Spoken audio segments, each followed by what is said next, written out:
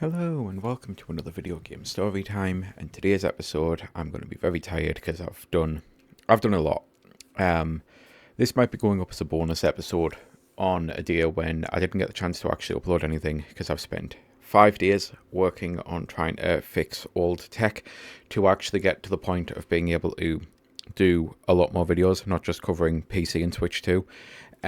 I'm now going to be able to go through my N64 days, my PS1 days. I would love to somehow get Dreamcast at some point, but I've got some SNES, some Game Boy stuff. Like there's a lot more that I'm actually going to be able to record, and I'm over the moon with that. But it took some hard work, and part of that is being able to essentially allow me to actually play these games again as well in a modern day setting, because obviously I've got monitor these days instead of an actual TV, a CRT or anything. I've got a monitor, I've got HDMI's, a digital output ports, and all sorts of different things that don't connect to old tech. But thankfully, people made old tech new again, and you can get things like the Analog Retro 3D to put N64 stuff on and that. And I've been playing through some retro games, and I've noticed that I've actually been genuinely struggling to play retro games for the longest time recently.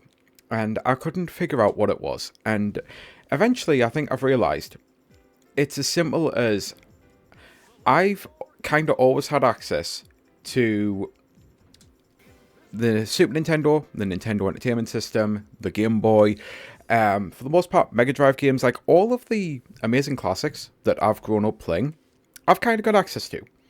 And it's been pretty apparent for the longest time that we've not been able to get like the best of the N64 library. There's some games that are locked to that console completely. There's games that'll never be remade. There's games that Nintendo are probably never going to put on their Nintendo Switch Online. There's games like Donkey Kong, which people are still clamoring for Donkey Kong 64. Be it that you love the game or hate the game, it's weird that it's not available. It just is. And it's especially weird because Rare and Microsoft and Nintendo kind of all talk to each other now, and it's still a Nintendo game, and they reference it in Bonanza, but it's weird. But you can still access a lot of the really great games like Ocarina of Time and that.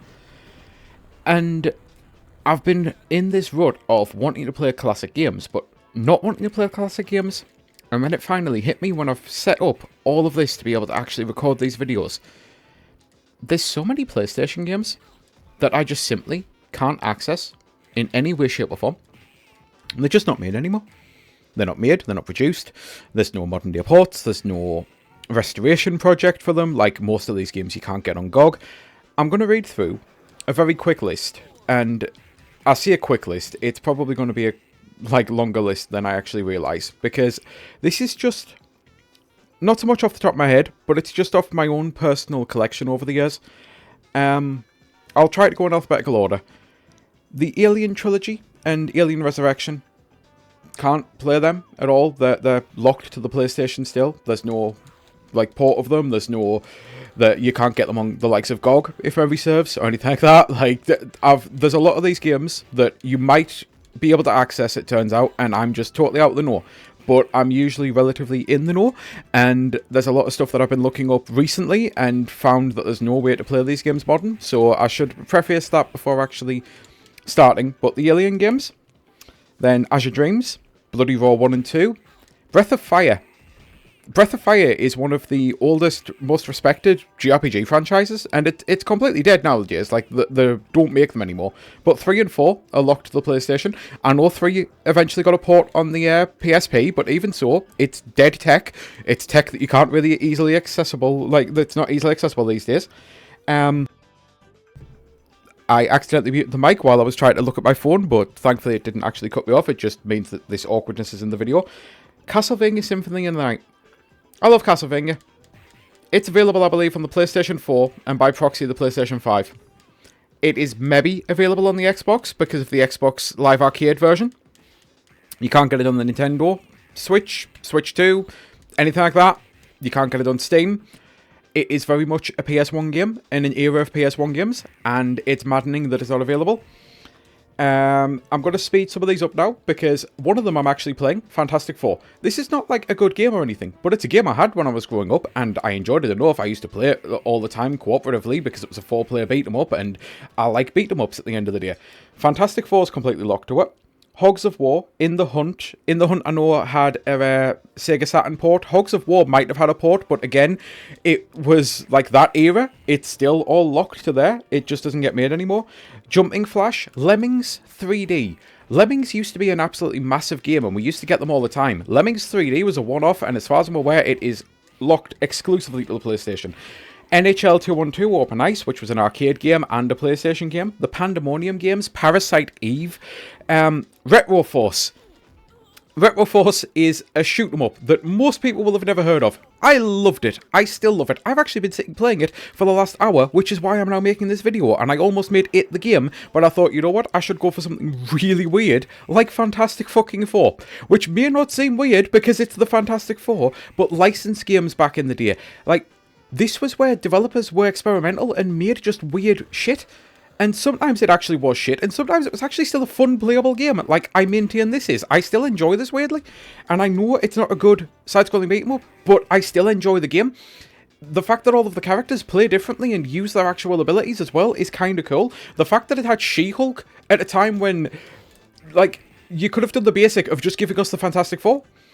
Going back to my list, though, there's some truly notable franchises. There's, Silent Hill, as far as I'm aware, is still locked to the PlayStation 1. There's Street Fighter EX. I love the Street Fighter EX games. Tekken 3, it was like one of those games that people have been absolutely clamouring for, alongside Tekken 5, and I think they're finally available on the PlayStation Online. But for the most part, getting access to them en masse if you don't have a PlayStation. Roscoe McQueen, a brilliant firefighting game, which I definitely need to do a video on at some point. Rogue Trip. Rogue Trip was like Vigilante 8, but good. And that might sound weird, because you might be thinking, well, hang on, wasn't Twisted Metal Vigilante 8 but good? Yes! And that's what I mean. Rogue Trip was like an unofficial, really good Twisted Metal game, despite not being Twisted Metal. Soul Blade, one of the best fighting games ever made in the Soul Calibur franchise. It's locked to this. Team Buddies, Misadventures of Tron-Bonne, which Tron-Bonne is a Mega Man character. Like, it's a Mega Man franchise. The Battle Arena Toshinden games, Wild 9. There's games that I've definitely missed. Again, I know fine well there's games that I have definitely fucking missed. There's so many. The PlayStation library was absolutely gigantic. And it turns out that's where I'm wanting to play at this moment in time. That's what classic preferences I've got. Because I want to play classic games. But I've played everything so much because it's so accessible. And I'm glad that it's so accessible, because this is actually proven that there's a problem here. The fact that I'm nostalgic for games like Fantastic Four, and I'm sitting here really enjoying playing it and going, you know what, yeah, I still actually enjoy this. It's madness, but it's because there's just no way to play them. There's so many of these fucking amazing, brilliant games, and there's so many JRPGs that people have never even heard of that are locked to the system, because this was this was the console where Final Fantasy, Tactics Ogre, Chrono Trigger, all sorts of truly epic fucking Dragon Quest, fantastic JRPGs were on the system, but it then means a load of like niche ones were forgotten about that people didn't get to play, like the Legends of Legaia, Legend of Dragoon, Dragon of Valor. There's so many that I'm fucking forgetting right now. I wish I could actually go through the entire list, but it would probably be like 200-300 games long, and I'd still miss 100 of those things. I really, really don't understand why classic PlayStation seems to be classic PlayStation, because even the PS2, we can get access to some of the bigger heavy hitter games, like the remake and the Max Payne games at the moment. The Devil May Cry games are accessible, the Grand Theft Auto games are accessible. There's a lot from that era that's being made backwards compatible. There's a lot of GameCube games that are coming out on the Nintendo Switch Online. I'd love to see Metal Arms Glitch in the system. The first game that ever got me to actually truly invest in dual analog control scheme for a third-person / first-person shooter. It was a third-person, but it's like dual analog is dual analog, you know? We're getting all of those games being brought forward, whereas there's so many games trapped on the fucking PlayStation, and yeah, it's weird. And apologies as well that the footage is so jank. I've just realised by looking over at my monitor that I've got the capture card on. This entire screen is basically black for me. I can see the brown of the dirt where I've just died, and I can kind of see the rocks, and everything else is black. my monitor that I'm actually playing the PlayStation on doesn't seem to like this game and thinks it's much darker than it is, because on my monitor where the capture card is, I can actually see there's a giant like swamp monster thing there. Like, it looks like Swamp Thing, but it's made out of moss, I guess. I can actually see the little creatures that I'm fighting here.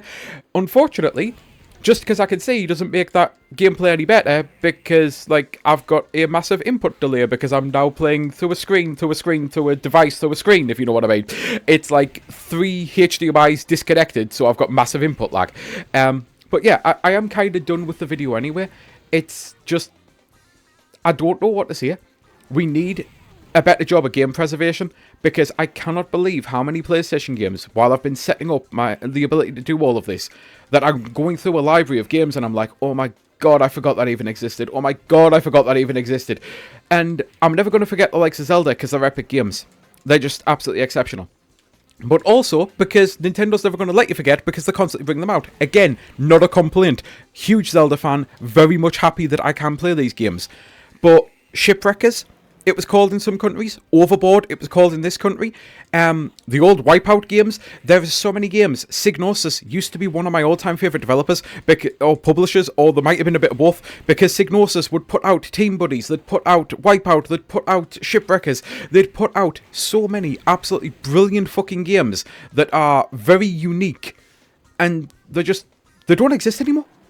Not just the developer, the games, everything. They don't exist anymore. No one collects them. No one makes, like, HD collections of them. No one seems to have these licenses. They're gone. And it sucks, because they're still fucking brilliant games. And with that, I'm going to say, I've been Sky Fellowship. I truly do hope you have a great rest of your day. And I need to apparently figure out how to make it so that I can actually see the screen for certain games, because I do want to play this. But even I'm sick of just being constantly thumped here by not being able to see. Yeah, until the next time, bye.